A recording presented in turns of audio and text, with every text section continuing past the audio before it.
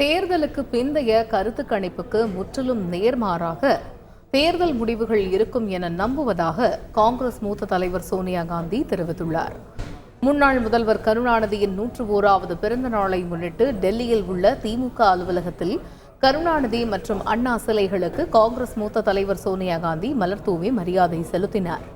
இதனையடுத்து கருணாநிதியின் உருவப்படத்திற்கு சோனியா காந்தி, காங்கிரஸ் எம்பி ராகுல் காந்தி, சமாஜ்வாதி கட்சி பொதுச் செயலாளர் ராம்கோபால் யாதவ், இந்திய கம்யூனிஸ்ட் கட்சியின் பொதுச் செயலாளர் டி ராஜா, மார்க்சிஸ்ட் கம்யூனிஸ்ட் கட்சியின் பொதுச் செயலாளர் சீதாராம் யெச்சூரி, தேசிய மாநாட்டு கட்சி தலைவர் ஃபரூக் அப்துல்லா உள்ளிட்டோர் மலர்தூவி மரியாதை செலுத்தினர். இந்த நிகழ்ச்சியில் திமுக எம்பிக்கள் TR பாலு, திருச்சி சிவா உள்ளிட்டோர் பங்கேற்றனர். பின்னர் செய்தியாளர்களிடம் பேசிய சோனியா காந்தி, தேர்தலுக்கு பிந்தைய கருத்து கணிப்புக்கு முற்றிலும் நேர்மாறாக தேர்தல் முடிவுகள் இருக்கும் என நம்புவதாக தெரிவித்தார்.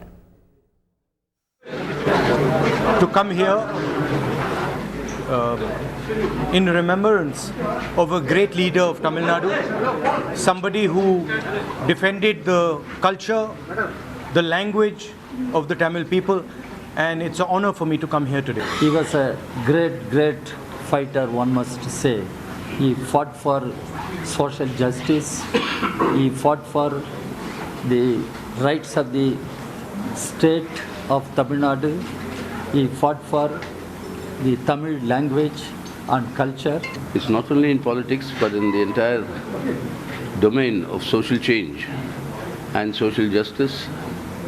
He played a very important role and a very versatile, talented human being, and he was a par excellence leader who could actually empathize with the ground level worker.